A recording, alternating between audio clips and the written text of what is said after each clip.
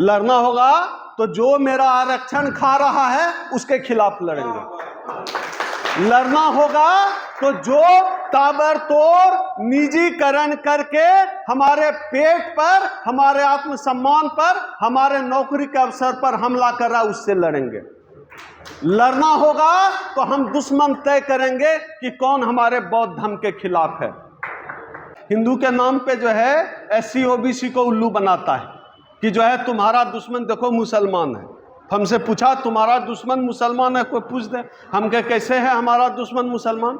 बाबा साहब डॉक्टर अंबेडकर जब चावदार आंदोलन उनके साथी कर रहे थे और चावदार से आंदोलन करके लौट रहे थे, उस समय जो है जो कथित रूप से हिंदुत्ववादी हैं उन्होंने हमला कर दिया कि जो है क्यों जो है ये अस्पृश्य अनटचेबल शूद्र दलित जो है वो सार्वजनिक तालाब का पानी पी रहा है। किसने हमला किया? हिंदुओं ने। और वो मुसलमानों की बस्ती थी, मुसलमानों ने अपने घर में शरण दिया। बाबा साहब के साथियों, आपका दुश्मन कौन है? मुसलमान है।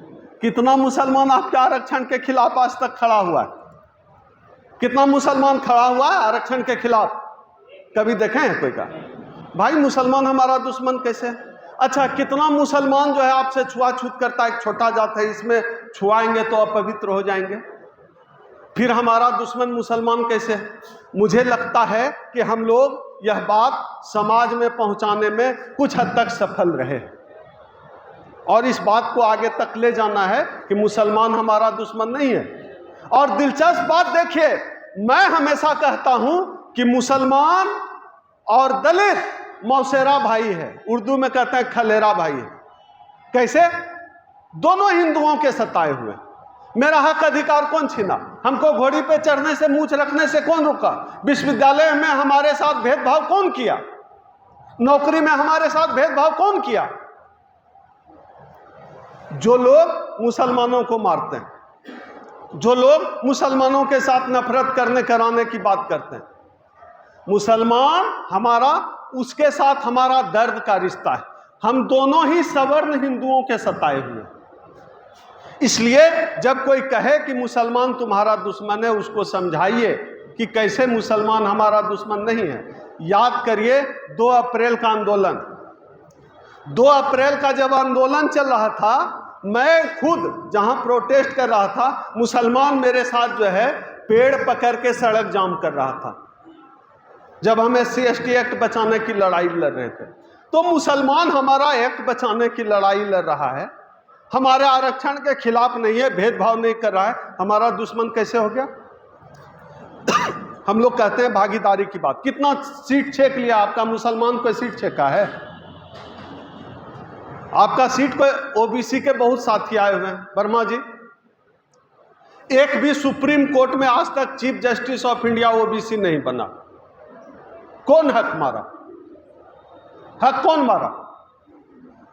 आज जो मंडल कमीशन की सभी सिफारिशों को लागू करने की बात होती है, तो उसके खिलाफ कौन है? मुसलमान है। तो आरएसएस नकली दुश्मन खड़ा करता है। नकली दुश्मन समझते हैं ना? नकली दुश्मन मतलब है ही नहीं, इमेजिनेशन का दुश्मन, नकली दुश्मन वो है ही नहीं। आपको खड़ा किया जा रहा है, फोटो दिखाया जा रहा है कि एक ब्लाइंड आदमी, उसको करा ये हाथी है, ये पकड़े, ये जो है सूढ़ है, अंधों का हाथी, इसको पका दिया, ये सूढ़ है, इसको पकड़ा सूढ़ है, तो ये पूंछ है। तो अंधों का हाथी की तरह हम लोगों के सामने जो है आरएसएस नकली दुश्मन तैयार करता है, नकली दुश्मन खड़ा करता है, ताकि जो असली दुश्मन है उस पर से हमारा ध्यान भटक जाए। असली दुश्मन क्या है? जो बात रतनलाल जी कर रहे थे, असली दुश्मन है जो हमारा रिजर्वेशन खा रहा है, असली दुश्मन है जो सरकारी नौकरियों को खा रहा है, असली दुश्मन है जो बैंकों का प्राइवेटाइजेशन कर रहा है, असली दुश्मन है जो रेलवे को आउटसोर्सिंग में बेच रहा है, असली दुश्मन है जो आज भी घोड़ी चढ़ने और मूंछ रखने से जिसको दिक्कत है, असली दुश्मन है जो आज भी हमको विश्वविद्यालय में PhD नहीं करने दे रहा है, असली दुश्मन है जो आज भी ओबीसी समाज का सुप्रीम कोर्ट में चीफ जस्टिस ऑफ इंडिया नहीं बनने दे रहा। असली दुश्मन है जो हमको वाइस चांसलर और प्रोफेसर बनने से रोक रहा है। असली दुश्मन है जो आज भी हमारे साथ जाति के नाम पर छोटा और बड़ा करता है, किसी को छोटा और किसी को बड़ा समझता है। असली दुश्मन वो है। तो असली दुश्मन से ध्यान भटकाने के लिए हमारे सामने एक काल्पनिक दुश्मन तैयार करता है। यह काल्पनिक दुश्मन खड़ा किया जा रहा है कि नकली दुश्मन में लगे रहो, मुसलमान तुम्हारा दुश्मन है, असली दुश्मन से ध्यान भटका लो। इस खेल को समझना होगा और इस खेल के खिलाफ लड़ाई लड़नी पड़ेगी। आप देखिए ना, अभी बोधगया में चल रहा है ना महाबोधि मंदिर की मुक्ति का लड़ाई। कौन आपके साथ खड़ा है? देखिए कौन खड़ा है? कोई होता है खड़ा? नहीं होता है खड़ा। आपके खिलाफ कौन है? कोई मुसलमान है? कौन लगा हुआ है? हम तो बिहार के हैं। पहचानिए, यहां जितने लोग बैठे हुए हैं पूरे देश भर से आए हुए हैं, कोई वो नहीं है, कार्यकर्ता नहीं है, सारे लीडर हैं। किसी को भी माइक दे दें तो एक आध घंटा बोल सकते हैं। सारे लीडर हैं, देश के अलग अलग कोने से आए हुए हैं। समझिए, जो मूल सवाल है उस पर से ध्यान भटकाने की कोशिश है। टीवी और मीडिया SC ST OBC के खिलाफ है, इस बात को समझिए। आप देखिए ना, अभी वोट चोरी का मसला चल रहा है।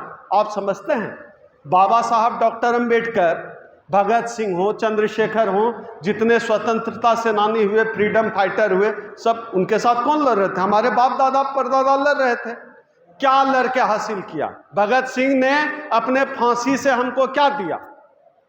वोट देने का अधिकार। यहां इस सदन में जितने लोग बैठे हुए हैं, क्या सबको यकीन है कि आपका वोट सही जगह पे जा रहा है?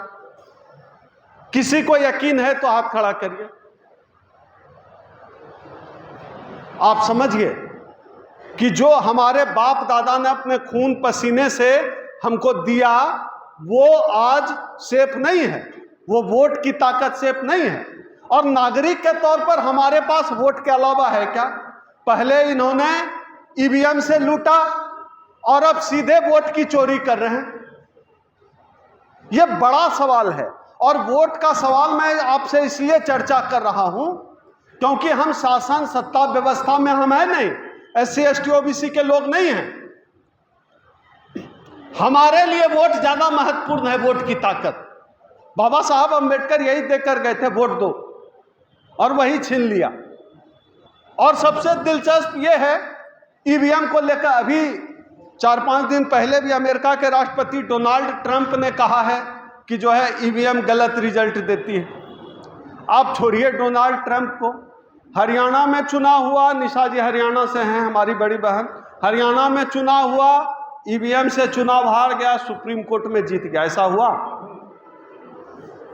बड़ा अच्छा मशीन है भाई, कहीं जिता देते हो कहीं हरा देते हो। नीरज भाई तो कमाल की मशीन बनाए हो।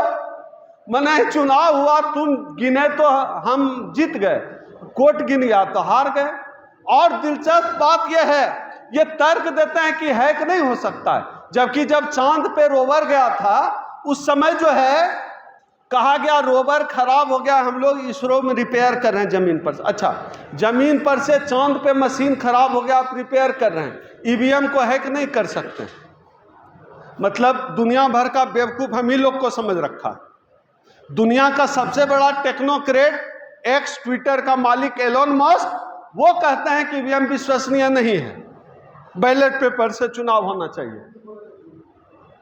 और ये हमारे यहाँ जो नाली के गैस से चाय बनाने वाली टेक्नोलॉजी वाले लोग हैं, जो कहते हैं बादल रहने पर जो है रडार मिसाइल को नहीं पकड़ सकता, ये सब वाले वैज्ञानिक ये सब कहते हैं कि जो EVM हैक नहीं हो सकता।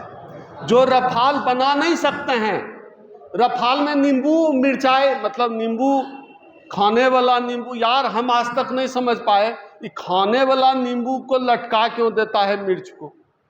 हम तो जब स्टूडेंट थे पटना में पढ़ते थे, नींबू चाय की आदत थी, तो सुबह सुबह लटका के जाता था, हम लोग समेट के लाते थे, उसी से नींबू चाय। ये बहुत किया है पटना में हम लोगों ने, एकदम ताज़ा नींबू लटका के दुकान पे गया और हम लोग समेट के लाते थे। समझ में नहीं आता है भाई, नींबू खाने वाला नींबू, सब्जी में देने वाला मिर्च लटका देते हो, खाने वाला चावल भात माथा में साट लेते हो, क्या है भाई?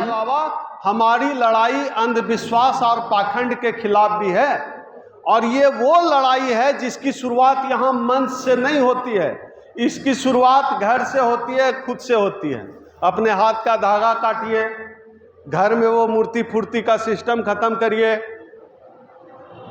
आप देख लीजिए ना, 33 करोड़ देवी देवता था ना जी पहले से, एक चपरासी तक बना पाया। एक बाबा साहब डॉक्टर अंबेडकर आए, जिंदगी IAS IPS कलेक्टर, एक दूसरे का भैंस चराने वाला पोता आज जो है 7,000 का जूता पहन रहा है, बाबा साहब डॉक्टर अंबेडकर ने कर दिया। 33 करोड़ देवी देवता नहीं कर पाया। एक बाबा साहब डॉक्टर अंबेडकर जिसको स्कूल के बाहर बैठना पड़ता था, उन्होंने कर दिया।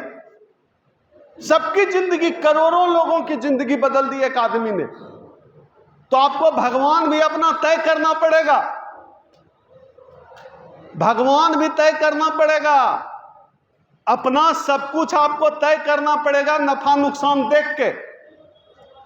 और अलग से कुछ रिसर्च डेवलपमेंट नहीं करना है। बाबा साहब डॉक्टर अंबेडकर सब रास्ता दिखा के गए, बुद्ध का रास्ता दिखा के गए, बस उसी रास्ते पे चलना है। बहुत मुश्किल नहीं है। जब मेरी शादी हुई, मैं अपनी शादी की बात करा रहा हूं, मेरी शादी में कोई ब्राह्मण नहीं था, कोई पंडित नहीं था मेरी शादी में। मेरी शादी में एक आध 2-3 भंते जी थे, बाबा साहब और महामना बुद्ध की तस्वीर थी, और कोई फेरा नहीं लगा, कोई सिंदूर हमने नहीं दिया, कोई मंगलसूत्र नहीं पहनाया। मेरी शादी का 8 साल 9 साल होने जा रहा है, बड़ा शानदार चल रहा है। 2 बेटियां हैं मेरी, बिना पंडित के आशीर्वाद के। और हमारे बिहार में तो गोबर में घी डाला जाता है। आप लोग जानते हैं कि आपके यहाँ पता नहीं, अलग अलग कस्टम कल्चर है।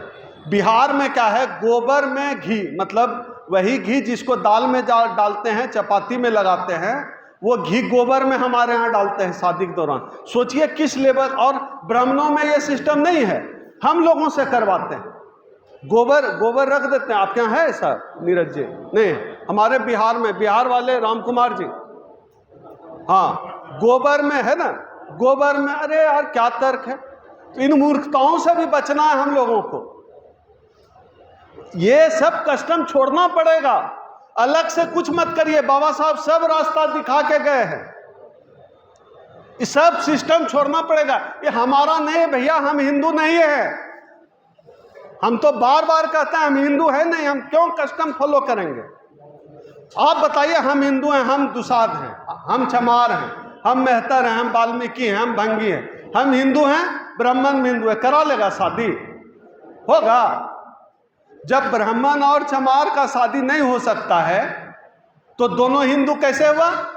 इसका मतलब है तुम ब्राह्मण हो, हम चमार हैं, हम दुसाध हैं, हम मेहतर हैं, हम भंगी हैं, हिंदू कहां से हो गए?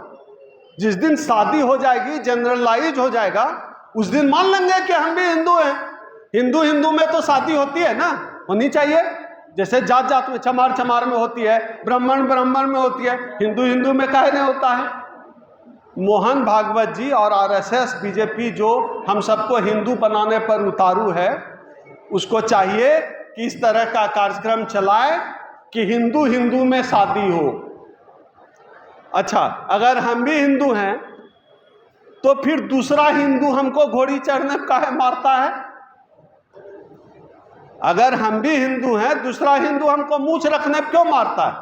अगर हम भी हिंदू हैं तो हमारे आरक्षण से दूसरे हिंदू को काहे दिक्कत है? इसका मतलब है दाल में काला नहीं है, पूरी दाल ही काली है। और हम हिंदू नहीं हैं, यह डंके की चोट पर कहा जाना चाहिए।